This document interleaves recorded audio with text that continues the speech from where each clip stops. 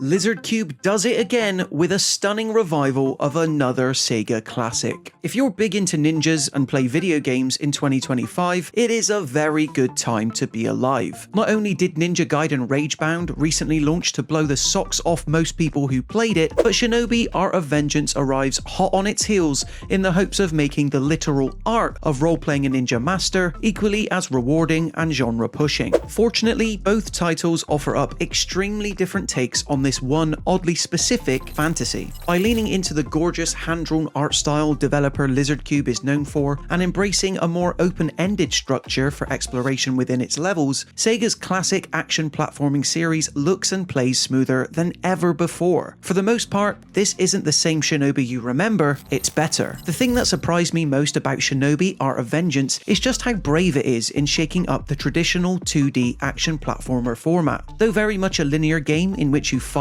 and do battle across a series of tightly contained stages, Lizardcube has packed so many optional challenges and collectibles in each, at times it'd be easy to forget that what you're playing is not in fact a Metroidvania, especially since certain pathways can only be unblocked using specific moves. From Ouroboros relics needed to unlock new purchasable combat options from the yokai shop, to Ankori rifts that set you against some particularly tough platforming challenges ripe for testing your speed and reaction times, Art of Vengeance is simply bursting with reasons to venture off the beaten path. All these hidden secrets and optional abilities are the primary reason it's possible to spend upwards of an hour on each stage. Usually, I'd find trying to 100% levels in this amount of time a pain and a chore, but Shinobi Art of Vengeance ensures this is never the case thanks to how powerful it makes you feel, even from the very beginning. Slicing up legions of demons and soldiers using light attacks, heavy attacks, and shuriken throws instantly has a satisfying feel to pull off, yet confrontations only become even more fulfilling once you slowly learn how to chain them together effortlessly using ninja jumps, air dashes, and even more subtle combat maneuvers that you can unlock. Learning how to do so can take a bit of time, yet at its best, battling foes in Art of Vengeance can feel almost like a delicate dance. It's a sensation I never once felt while playing the original Mega Drive games. Providing even more combat variety is Joe Musashi's suite of ninpo abilities, all of which can be unleashed to get you out of a pinch once you build up enough energy. Fire is the first one you'll gain access to, serving as a pretty good strong attack ideal for damaging foes in front of you. Eventually, however, the different combat opportunities that new ninpo abilities allow for grow more complex, such as the water ninpo's nature to let you unleash a devastating attack after being hit, or the way the electric ninpo ability rapidly chips away at shielded enemies to suddenly make them less of a pain to deal with. There are 8 of them to unlock in total, with 4 available to equip at any one time, although I can't imagine making it through the game without the latter. Topping this all off are the ninjutsu arts, which serve as screen-tearing combat maneuvers that serve as last resort options, executable after taking enough damage. These are handy in theory, but almost too powerful is the Shisui ninjutsu, which heals Musashi to an unbelievable degree to essentially offer you a second chance without the need to restart an encounter. I mainly spammed it in several of Art of Vengeance's boss battles, saving it up until I got their health down to at least half and healing myself up to make the latter part of the fight almost too easy. I doubt this is the strategy that Lizardcube intended for, but hey, it worked to make each boss far less frustrating for me. Far better balanced is the Shinobi execution, whereby any enemy with low enough health can be killed instantly as Musashi darts around the screen to reach them. Obscenely strong it might be, but you still need to wear enemies down enough in order to unleash it successfully. Much like it did with Streets of Rage 4 before it, Lizardcube has once again worked a ton of magic when translating both classic Shinobi hallmarks and new elements into its trademark hand-drawn art style. The difference here though is that Art of Vengeance is far greater in terms of scope, with levels that sprawl upwards and downwards in stark contrast to a conventional brawler or side-scroller. I therefore can't even imagine just how much art and animation was required to make a 2D action platformer in this art style a reality, but the team has pulled it off with aplomb. Because whether fighting through underground military bases, a neon-lit festival market, or the literal inside of a monster titan, Shinobi Art of Vengeance always looks gorgeous in a way that feels fresh and distinct, even if it doesn't necessarily pay direct respect to the franchise's past. If there's one aspect that lets Art of Vengeance down ever so slightly, it's the narrative constructs holding it all together. Though perfectly fine and engaging enough to guide you from stage to stage accordingly, Musashi's plight to stop a demon from taking over the world isn't anything that I haven't experienced before. Still, characters like Musashi's apprentice and a certain rival turned ally are a highlight, adding some much needed motivation to our main hero's regular grumbles. Another slight letdown is the enemy variety on offer. While perfectly decent early on, by the time you hit the halfway mark, Art of Vengeance negates introducing any more and simply starts throwing more at you. Luckily, enemy attacks are different enough that repeatedly fighting them rarely ever gets boring, but it's a little bit of a shame that the variety can't quite keep up with the game's otherwise great pacing. In a year already stacked with excellent ninja games, Shinobi Art of Vengeance still carves out its own identity to stand out from the crowd and successfully reinvent a well-worn Sega series with a fresh new visual style and more ambitious open-ended structure. Both elements are reinforced by an in-depth yet simple to understand combat system that makes you feel powerful and makes the dream of playing a badass ninja master a reality. Sure, the story is somewhat predictable and there could be a touch more underling enemies to fight, but this in no way detracts from Lizardcube's second successful revival of a classic Sega series, one that takes the merits of the past and updates them to create an immensely tight modern 2D action platformer. We at All Out Gaming give Shinobi Art of Vengeance a 4 out of 5. So there you have it in terms of our review for Shinobi Art of Vengeance. Do you plan on picking this one up? Let us know in the comment section below. Then, when you've done that, why not leave this video a like and consider subscribing to the All Out Gaming YouTube channel to stay up to date with even more videos like this. Until next time, thank you so much for watching, and I'll see you in the next one.